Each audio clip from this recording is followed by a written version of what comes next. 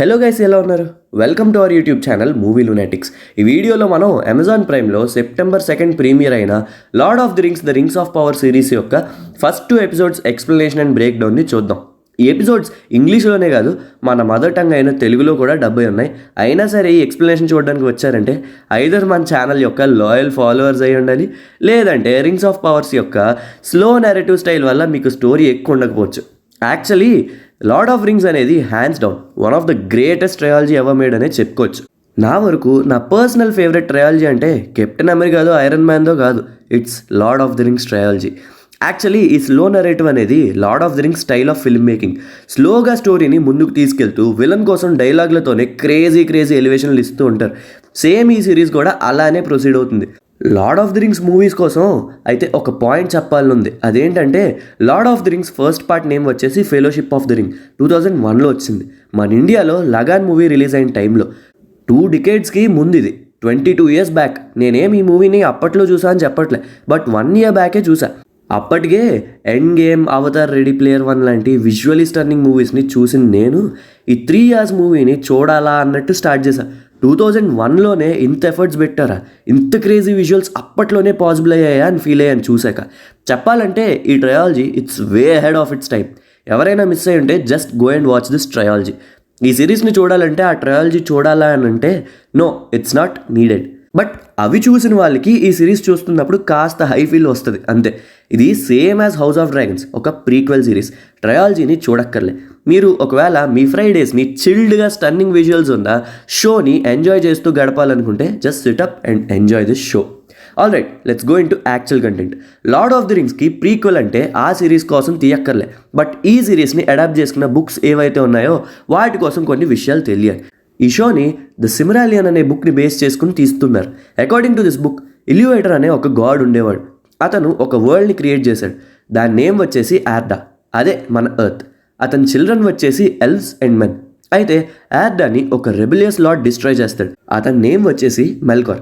అయితే ఇక్కడ కూడా హ్యారీ పాటర్ సిచ్యువేషన్ వస్తుంది. అదేంటంటే, ఏ విధంగా అయితే హ్యారీ పాటర్లో వోల్డ్మోర్ట్ అనే నేమ్ని పలకొద్దు, అది ప్రొహిబిటెడ్ అని, ఆ నేమ్ని పలకడానికి కూడా అందరూ భయపడతారో, అదేవిధంగా మెల్కార్ అనే నేమ్ ఈవిల్తో అసోసియేట్ అయిందని, ఆ నేమ్ని ఎవరు డైరెక్ట్గా ప్రొనౌన్స్ చేయకూడదని అనుకుంటారు. ఇన్స్టెడ్ వాళ్ళంతా మ్యార్గాత్ అని అంటారు, మెల్కార్ అనే బదులు. ఈ మ్యార్గాత్ అనే నేమ్ మనకి ఈ 2 episodes చాలాసార్లు వినిపిస్తుంది. బేసికల్లీ మార్గాత్ క్యారెక్టర్ వచ్చేసి లూసిఫర్లా అన్నమాట. మంచి కోసం అని క్రియేట్ చేస్తే క్రియేటర్కి ఎదురు తిరిగి మిడిల్ ఎర్త్ని కంట్రోల్కి తెచ్చుకుందాం అనుకుంటాడు. అండ్ మనకి ఈ షోని స్టార్ట్ చేసింది కూడా ఈ లైన్తోనే, nothing is evil in the beginning. ఆ నెక్స్ట్ మనకి ఇక్కడే గెలాడ్రియల్ది ఇంకో డైలాగ్ కూడా వినిపిస్తుంది. అదే, how before there was even a sun rise there was a light అని. But according to books, Iluvatar ఆర్డాని క్రియేట్ చేసినప్పుడు అది ఫ్లాట్గా ఉండేది and sun and moon Arda చుట్టూ రివాల్వ్ అయ్యేవి. ఈవెన్చువల్లీ ఈ ఫ్లాట్ ఆర్డా కాస్త రౌండ్ గ్లోబ్ అయిన ఎర్త్గా మారింది. బట్ అప్పట్లో ట్రీస్ ఆఫ్ వాల్నర్ అని 2 trees ఉండేవన్నమాట. వీటిని మనకి ఎపిసోడ్లో చూపించరు. Golden one is Laurelin and silver one వచ్చేసి టెల్బెరియాన్ అని అంటారు. ఈ ట్రీస్నే మార్గాత్ డిస్ట్రాయ్ చేశాడు ఎపిసోడ్లో. ఎపిసోడ్ని ఓపెన్ చేస్తే గెలాడ్రియల్ పేపర్తో బోట్ని చేసి అది సేల్ అయ్యేలా చేస్తుంది. బట్ అక్కడున్న కిడ్స్ ఆ పేపర్ బోట్ని ఫ్లోట్ అవనివ్వరు. ఇక్కడ బ్రేక్అవుట్ అయిన గొడవని ఆపి గెలాడ్రియల్తో తన బ్రదర్ విజ్డమ్ టాక్ చేస్తాడు. లైక్, బోట్ ఎందుకు ఫ్లోట్ అవుతుంది, రాక్ ఎందుకు మునిగిపోతుంది అని. రాక్ ఆ వాసీలో ఉన్న డార్క్నెస్కి టెంప్ట్ అయ్యి మునిగిపోతుందని, బట్ బోట్ తన దృష్టిని లైట్ మీదనే ఫోకస్ చేసి సేల్ అవుతుందని చెప్తాడు. అయితే ఆ లైట్ అనేది వాటర్ డెప్త్స్లో కూడా రిఫ్లెక్ట్ అయ్యి కనిపిస్తుంది కదా. అప్పుడు ఏ లైట్ని చూస్ చేసుకోవాలి అని అడిగితే ఒక ఆన్సర్ చెప్తాడు. సమ్ టైమ్స్ కరెక్ట్ లైట్ని గుర్తించడానికి ఆ డార్క్నెస్లోకి వెళ్లాల్సి వస్తుందని చెప్తాడు. ఈ డిస్కషన్ అంతా కూడా గెలాడ్రియల్ తన ఫ్యూచర్లో తీసుకునే డెసిషన్స్ని ఫోర్ షాడో చేస్తుంది. ఇక్కడ మనకి మెల్కార్ ఆ ట్రీస్ని డిస్ట్రాయ్ చేశాడని అండ్ మెల్కార్ని ఫైట్ చేయడానికి డిసైడ్ అయ్యి ఎల్వ్స్ ఆ రియల్మ్ని విడిచిపెట్టి వేరే రియల్మ్కి మూవ్ అవుతారు.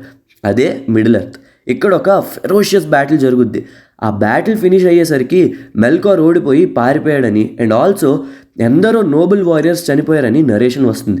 ఒక పవర్ఫుల్ సాసరర్ అయిన సోరాన్ని చంపుతా అని శపథం చేసిన గెలాడ్రియల్ బ్రదర్ అయిన ఫిన్రాడ్ ఫాల్గన్ కూడా చనిపోతాడు. ఈవిల్ చనిపోలేదు, పారిపోయింది. స్ట్రెంగ్త్ని కూడబెట్టుకుంటుందని ఎల్వ్స్ ప్రపంచంలో నలుమూలలకి కూడా బ్యాచెస్గా ఫామ్ అయ్యి every last one of Melkor army అయిన ఆర్క్స్ని వెతకడానికి, చంపడానికి వెళ్తారు. అలా వెళ్ళిన బ్యాచెస్లో నార్త్కి వెళ్ళిన వాళ్ళలో గెలాడ్రియల్ అండ్ హర్ టీమ్ ఉంటారనమాట. ఎన్నో ఇయర్స్ గడిచిపోయాయని ఒక్క ఆర్క్ కూడా కనిపించలే, వాటి ఎగ్జిస్టెన్స్ ప్రూఫ్ కూడా లేదని ప్రపంచం అంతా నమ్ముతుంది. బట్ గెలాడ్రియల్ మాత్రం సోరన్ ఇంకా ఉన్నాడు, మెల్కర్ ఇంకా ఉన్నాడన్న పాయింట్ని గట్టిగా నమ్ముతుంది. అండ్ హ్యూమన్స్ మెల్కర్కి సపోర్ట్ చేశారని ఎల్స్ హ్యూమన్స్ని నమ్మరన్నమాట. కట్ చేస్తే ఆర్క్స్ వేటలో నార్దర్న్ పార్ట్ స్కావెన్ చేస్తున్న గెలాడ్రియల్ టీమ్ ఒక అబాండెంట్ ఫోర్ట్రెస్లో ఉన్న ప్యాలెస్కి వస్తారు. అక్కడ ఆ లోపల అలా వెతుకుతున్న వాళ్ళకి ఏన్షియంట్ డార్క్ మ్యాజిక్ సోసరీ చేసిన ఆనవాళ్ళు కనిపిస్తాయి. అండ్ అక్కడే వీళ్ళకి సోరన్ యొక్క సింబల్ కనిపిస్తుంది. అయితే సోరన్ ఉన్నాడని, తన మాస్టర్ ఓడిపోయినప్పటికీ ఈ డార్క్ ఈవిల్ సాసరర్ ఆర్మీని గ్యాదర్ చేసి చనిపోయిన తన మాస్టర్ని రిజరెక్ట్ చేస్తాడని మనకి హింట్స్ ఇస్తున్నారు. అండ్ ఇక్కడే గెలాడ్రియల్ మనం ఫర్దర్ నార్త్కి వెళ్దాం, అక్కడ మనకి ఆర్క్స్ కోసం ఏమైనా తెలియచ్చు అని అనగా సడన్గా ఆ ఫోర్ట్రెస్లో ఉన్న ఒక స్నో ట్రాల్ వీళ్ళ పైన అటాక్ చేస్తుంది. ఈ స్నో ట్రాల్ అనేది జస్ట్ ఒక యానిమల్ అంతే, ఇదేమి ఆర్క్స్ ఆర్మీలో మెంబర్ కాదు. సో ఈ ట్రాల్ని చంపేశాక గెలాడ్రియల్ టీం అంతా నీ మూర్ఖత్వం తప్ప ఇంకేం లేదు, చాలా ఏజ్ అయిపోయాయి, మన ఎనిమి ఓడిపోయాడు, మనం ఇంకా ఇంటికి వెళ్ళాలని చెప్పి గట్టిగా చెప్పి గెలాడ్రియల్తో పాటుగా ఎల్వ్స్ అందరూ ఉంటున్న లిండన్కి తీసుకుని వచ్చేస్తారు. ఇక్కడే మనకి ఈ కథలో ఇంకొక ఇంపార్టెంట్ క్యారెక్టర్ కనిపిస్తుంది, అదే ఎల్రాండ్. ఈ క్యారెక్టర్ ఒక ఫ్రెండ్ అనుకోవచ్చు. గెలాడ్రియల్ తిన్తో చెప్తుంది మనం ఆపేయకూడదు, ఈ ప్యాట్రోల్ని కంటిన్యూ చేయాలి, ఈవిల్ అంతరించిపోలేదని, స్ట్రెంగ్త్ని గ్యాదర్ చేస్తుందని చెప్తుంది. ఎల్రాండ్ ఏమో ఇప్పటికే చాలా ఇయర్స్ నువ్వు ఆక్స్ కోసం స్పెండ్ చేసావు, ఇప్పుడు మన కింగ్ నీకు ప్రొవైడ్ చేసే గ్రాటిట్యూడ్ని యాక్సెప్ట్ చేసి వెలనర్ని వెళ్ళిపో అని చెప్పి కన్విన్స్ చేస్తాడు. ఎల్వ్స్ కింగ్ గెలాడ్రియల్ అండ్ టీమ్కి వాళ్ళ సర్వీస్కి గ్రాటిట్యూడ్గా వెలనర్కి పంపిస్తాడు. అయితే అలా బోట్ మీద ఆ రియల్మ్కి స్టార్ట్ అయిన గెలాడ్రియల్ తన బ్రదర్ చెప్పిన సెయిలింగ్ టువర్డ్స్ కరెక్ట్ లైట్ అన్న వర్డ్స్ గుర్తొచ్చి జస్ట్ ఆ రియల్మ్ ఎంట్రన్స్ దగ్గరే బోట్ నుంచి దూకేస్తుంది. ఇక్కడ కాసేపు మనకి ఒక బ్యూటిఫుల్లీ ఫ్యాంటసైజ్ సినిమాటోగ్రఫీని చూడొచ్చు ఆ రియల్మ్ గేట్స్ దగ్గర. అలా బోట్ నుంచి దూకేసిన గెలాడ్రియల్ స్విమ్ చేసుకుంటా వేలరాన్ డీప్ వాటర్స్ వరకు వస్తుంది. అక్కడున్న జైంట్ వాటర్ వార్మ్స్ నుంచి ఎస్కేప్ అయ్యి అలా ఆ అటాక్లో సర్వైవ్ అయిన ఒక హ్యూమన్ కంపానియన్ కలుస్తాడు. అతను చెప్తాడు ఆక్స్ వీళ్ళ కింగ్డమ్ని అటాక్ చేశాయని, మేమే అక్కడున్న సర్వైవర్స్ అని, ఇలా బోట్ మీద ఎస్కేప్ అయ్యామని చెప్తాడు. వాళ్ళు వచ్చింది ఎక్కడి నుంచి అని అడిగినప్పుడు సదరన్ ల్యాండ్స్ అని అంటాడు. అప్పుడే వీళ్ళు స్టీర్ చేసుకుంటా వాళ్ళ కింగ్డమ్కి వెళ్ళడానికి స్టార్ట్ అవుతారు. At the end of second episode ఒక ల్యాండ్ రీజన్ అయితే వీళ్ళు రీచ్ అవుతారు. అది ఏ పార్ట్ ఆఫ్ రియల్మ్ అనేది మనం నెక్స్ట్ ఎపిసోడ్లో చూడాలి. అయితే దీనికి ప్యారలల్గా ఇంకొక 3 స్టోరీస్ కూడా రన్ అవుతాయి. అదే ఎల్రాండ్ డ్వార్ఫ్స్ని కలవడం, and also story of Nori a Harfoot, and also హ్యూమన్స్ని వాచ్ చేసే వాచ్ గేట్స్ దగ్గర ఉన్న ఒక ఎల్ఫ్ స్టోరీ. వీటి కోసం డిస్కస్ చేయాలంటే ఎల్రాండ్కి తన మాస్టర్ ఒక క్రాఫ్ట్ బిల్డింగ్ కోసం చెప్తాడు. అదేంటంటే ఒక టవర్ని బిల్డ్ చేయాలని, ఆ టవర్కి పైన ఒక లైట్ ఫోర్స్ ఉంటుందని, అది మొత్తం మిడిల్ ఎర్త్నే మార్చేస్తుందని చెప్తాడు. బట్ ఇది కన్స్ట్రక్ట్ చేయడానికి టైం లేదని హెల్ప్ సజెస్ట్ చేయమని అనగా డ్వార్ఫ్స్ హెల్ప్ అడుగుదామని అంటాడు. అయితే ఇక్కడ ఒక పాయింట్ చెప్పాలి, ఎల్వ్స్ ఏజింగ్ అనేది చాలా స్లోగా అవుతుంది. అండ్ అన్లైక్ హ్యూమన్స్ వాళ్ళు thousands of years బ్రతకగలరు.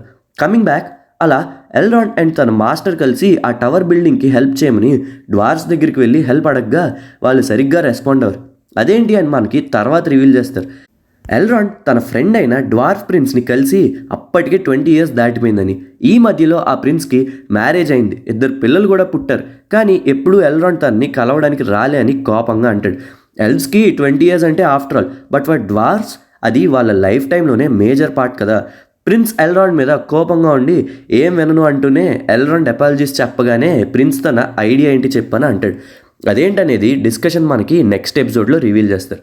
And then story of Nori. ఈ నోరి అనే పిల్ల హార్ఫుట్ కమ్యూనిటీకి చెందిన ఒక క్యూరియస్ పిల్ల అనమాట. హార్ఫుట్ అనేవాళ్ళు వరల్డ్కి దూరంగా బ్రతికి ఉన్నావా తిన్నావా పడుకున్నావా అన్నట్టు ఉంటారు. అండ్ సీజన్స్ వైజ్గా వాళ్ళు ఉండే క్యాంపింగ్ ప్లేసెస్ని మారుస్తూ ఉంటారు. అండ్ అవుట్ సైడర్స్కి వాళ్ళ కమ్యూనిటీ కోసం ఏం తెలియదు, అండ్ వాళ్ళ ఎగ్జిస్టెన్స్ కోసం కూడా ఏం తెలియదు, అంత జాగ్రత్తగా ఉంటారు. అయితే నోరి ఇలాంటి కమ్యూనిటీలో ఉంటూ కలలు కంటూ ఉండే ఒక టీనేజర్ అనమాట. అలా కలలు కంటూ రోజు రోజుకి కొత్తగా వాళ్ళ కమ్యూనిటీ బార్డర్ లైన్స్ని దాటి వెళ్తూ కొంచెం బయట వరల్డ్ని ఎక్స్ప్లోర్ చేస్తున్న నోరికి ఒకరోజు రాత్రి ఒక ఆస్ట్రాయిడ్ లాంటి రాయి వీళ్ళ కమ్యూనిటీకి దగ్గరలో క్రాష్ అవ్వడం కనిపిస్తుంది. అదేంటని చూడడానికి తిను అండ్ తన ఫ్రెండ్ వెళ్ళి చూడగా అక్కడ ఉండేది ఒక జాయింట్ హ్యూమన్ లైక్ క్రీచర్ అనమాట. ఈ క్యారెక్టర్ కోసం చెప్పాలంటే లార్డ్ ఆఫ్ ది రింగ్స్లో గ్యాండాల్ఫ్ చూసాంగా ఒక సాసరర్ ఆర్ విజర్డ్ అనుకోవచ్చు. ఏ విధంగా అయితే రిటర్న్ ఆఫ్ కింగ్ మూవీలో గ్యాండాల్ఫ్ తిరిగి వస్తాడో అదే విధంగా ఇక్కడ కూడా గ్యాండాల్ఫ్ వస్తాడు. ఇంకా క్యారెక్టర్ నేమ్ అయితే రివీల్ చేయలే కానీ తన స్క్రీన్ వల్ల ఫారెస్ట్ మొత్తం మోల్డ్ అయిపోవటం లాంటివి చూస్తుంటే గ్యాండాల్ఫ్ లానే అనిపిస్తుంది నాకైతే. మరి సోరన్ని ఫైట్ చేసే విజర్డ్ అంటే బుక్స్లో ఉంది గ్యాండాల్ఫ్ మాత్రమే. నేమ్ రివీల్ వరకు చూడాలి మరి. అయితే నోరి ఇతన్ని ఆ క్రాష్ అయిన ప్లేస్ నుంచి తీసుకెళ్ళి ఒక ప్లేస్లో ఉంచుతుంది. ఫుడ్ ఇస్తూ ఆ పర్సన్ చెప్పేది అర్థం చేసుకోవడానికి ట్రై చేస్తూ ఉంటుంది. అయితే లాస్ట్కి తెలిసేది ఏంటంటే స్టార్స్ ఫార్మేషన్ కోసం అడుగుతాడు ఆ జెయింట్. అందుకోసం వాళ్ళ కమ్యూనిటీ హెడ్ దగ్గర ఉన్న స్టార్ కాన్స్టలేషన్కి రిలేటెడ్ బుక్ని తీసుకురావడానికి వెళ్తుంది. అలా ఈమె స్టోరీ ఫినిష్ అయింది 2 ఎపిసోడ్స్లో. నెక్స్ట్ ఎపిసోడ్లో మళ్ళీ కంటిన్యూ అవుద్ది. అండ్ దీనికి ప్యారల్గా రన్ అయ్యే ఇంకొక స్టోరీ హ్యూమన్స్ దగ్గర క్యాంపింగ్ అయిన ఒక ఎల్ఫ్ కథ. ఇక్కడ మనకి ఒక ఎల్ఫ్ని చూపిస్తారు. ఇతని నేమ్ వచ్చేసి అరాండిర్. హ్యూమన్స్కి ఎల్ఫ్స్ అంటే పడదన్నమాట. ఎందుకంటే ఎల్ఫ్స్ హ్యూమన్స్ని బ్లేమ్ చేస్తారు మెల్కోర్కి సపోర్ట్గా ఉన్నందుకు. వాళ్ళని అనుమానిస్తూనే ఉంటారు. అయితే హ్యూమన్స్ మీద ఉన్న ఎల్ఫ్స్ ఒపీనియన్ మారుస్తూ ఒక లేడీ అరాండిర్కి నచ్చుతుంది. అయితే ఈమె ఒక డాక్టర్ కైండ్ ఆఫ్ పర్సన్ అని అనుకోవచ్చు. కింగ్ ఆర్డర్స్ వల్ల ఎల్ఫ్స్ అందరూ వాళ్ళ క్యాంపింగ్ ఎండ్ చేసి రెల్మ్కి తిరిగి రావాలన్న ఆర్డర్ని ఫాలో అవుతా వన్ లాస్ట్ టైం ఆమెని కలవటానికి వెళ్తాడు. అప్పుడే ఒక పర్సన్ వచ్చి తన కౌ స్ట్రేంజ్గా బిహేవ్ చేస్తుందని చెప్తాడు. అయితే ఆ కౌ అండ నుంచి మిల్క్ కాకుండా డార్క్ బ్లడ్లా వస్తుంది. అయితే ఆ కౌ లాస్ట్ టైం ఎక్కడ వాండర్ అయిందని అడగ్గా ఫార్ ఈస్ట్ అని చెప్తాడు. అయితే అరాండిర్ అండ్ ఈ ఉమెన్ కలిసి ఆ ఈస్టర్న్ ల్యాండ్స్ వైపు వెళ్తారు. అక్కడున్న వేరే కమ్యూనిటీ అంతా కూడా తగలబడిపోయి ఉంటుంది. ఒక డెడ్ బాడీ కూడా ఉండదు. అండ్ ఒక అండర్ గ్రౌండ్ పాత్వే డిగ్ చేసి ఉంటుంది.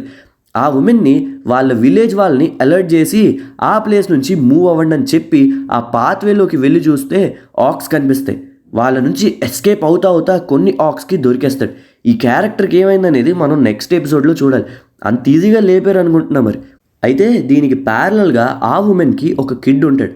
థియో అని కొంచెం దురద క్యాండిడేట్లానే ఉన్నాడులేండి. వీడు అండ్ వీళ్ళ ఫ్రెండ్స్ కలిసి ఒక పర్సన్ ఇంటి బాన్లో ఒక బౌంటీని దొంగతనం చేయడానికి వెళ్తారు. అండ్ అక్కడున్న బౌంటీ వచ్చేసి ఏదో కాదు, సోరన్ స్వర్డ్ అన్నమాట. ఈ బ్లాక్ స్వర్డ్ ఈ సిరీస్ మెయిన్ యాంటాగనిస్ట్ అయిన సోరన్కి లీడ్ చేస్తుంది.